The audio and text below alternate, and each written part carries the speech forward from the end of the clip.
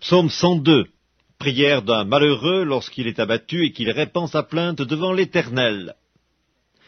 Éternel, écoute ma prière, et que mon cri parvienne jusqu'à toi. Ne me cache pas ta face au jour de ma détresse. Incline vers moi ton oreille quand je crie. Hâte-toi de m'exaucer, car mes jours s'évanouissent en fumée, et mes os sont enflammés comme un tison. Mon cœur est frappé et se dessèche comme l'herbe, j'oublie même de manger mon pain. Mes gémissements sont tels que mes os s'attachent à ma chair. Je ressemble au pélican du désert, je suis comme le chat huant des ruines. Je n'ai plus de sommeil et je suis comme l'oiseau solitaire sur un toit. Chaque jour mes ennemis m'outragent, et c'est par moi que jurent mes adversaires en fureur.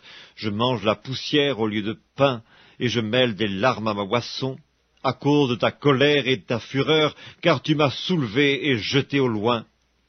Mes jours sont comme l'ombre à son déclin, et je me dessèche comme l'herbe.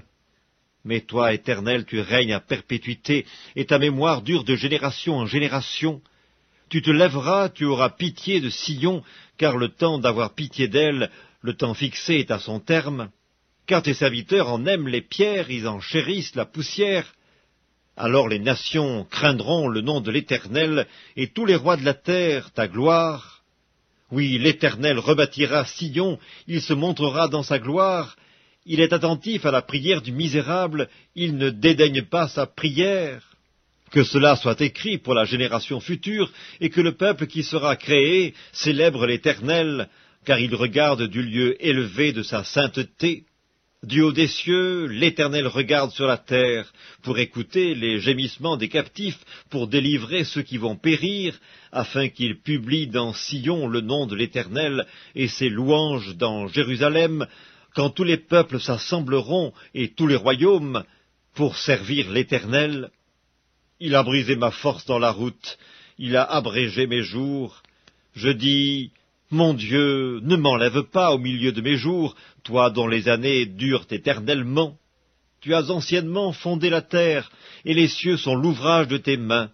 Ils périront, mais tu subsisteras, ils s'useront tous comme un vêtement, tu les changeras comme un habit, et ils seront changés, mais toi, tu restes le même, et tes années ne finiront point. Les fils de tes serviteurs habiteront leur pays, et leur postérité s'affermira devant toi.